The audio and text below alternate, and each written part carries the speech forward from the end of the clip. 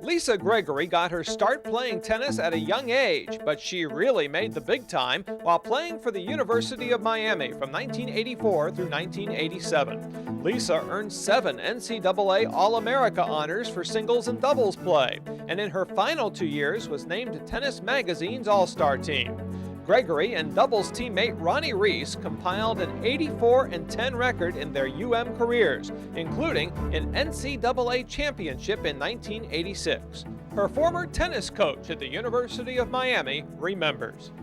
People will spend most of the night, I am sure, going over your accomplishments, your wins and your losses. But there's a few things that I think I can add to the proceedings here that other people may not know. I think that none of you might realize that I came very close to preventing all of this from happening. In the 1986 NCAA doubles finals in Austin, Texas, Lisa and her doubles partner Ronnie Reese were playing against 2 players from Trinity College from San Antonio, Gretchen Majors-Rush and Annie Hulbert. And Lisa and Ronnie had beaten those 2 players twice already during that year. They went into the finals 28-0, and at some point during the match, Lisa and Ronnie were up a set in 5-2. And this is where your 24-year-old tennis coach at the University of Miami almost made one of the biggest mistakes of his life. At 5-2 on the changeover, the coach from Trinity,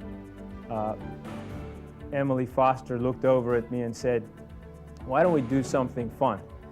I said, "Well, what do you have in mind?" And she said, "Well, you guys have already beaten us twice this year. You're up a set in 5-2. Why don't you go over and coach my players and I'll coach your players?" Like an idiot, I walked over to Gretchen and Annie and said out loud for you and Ronnie to hear, "Don't worry, guys. They're treeing out of their minds. They have to come down to earth at some point." We had a great laugh about it and everybody thought it was very funny.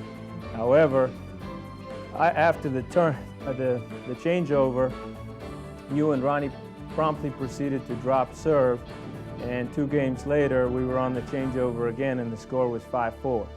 I can tell you now, and I don't know that I've ever admitted this to you or anybody else, I've never been so scared in my life.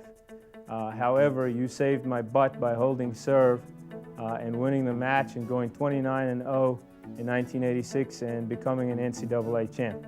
As a professional, Gregory achieved a number 4 world ranking in 1990 and earned 16 pro doubles titles. She's currently serving as women's tennis coach at Florida State University. When an athlete's career is finally over and all the wins and losses and the titles and the honors fade into distant memory, what really matters is who we are. Henry David Thoreau once said, "If I am not I, who will be?"